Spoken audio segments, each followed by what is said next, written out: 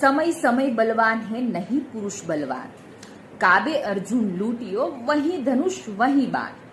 આ તો સાંભળ્યું જ હશે, પણ હવે એ પણ સાંભળી લો કે ભાજપ જે નીતિશ કાકાને નાકે ટીલા કરી રહી છે એ ચાચા જ ઇન્ડિયા ગઠબંધનના આદ્યા સ્થાપક છે.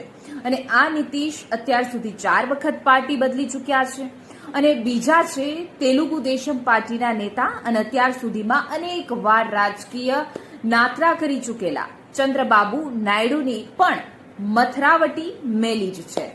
એ પણ અત્યાર સુધીમાં અનેકવાર ભાજપની સાથે આવ્યા અને ગયા છે. એવામાં સત્તાની ચાવી આ બે નેતાઓના હાથમાં આવવાથી મોદીના હાથ બંધાશે એમાં કોઈ જ બેમત નથી. સરકાર પહેલીવાર કજોડે આગળ વધે છે, કારણ કે આ બંને નેતાઓની ડિમાન્ડ કેવી છે અને કેવી રીતે સરકારની નાળ દબાવે છે એના પર સૌની નજર રહેશે.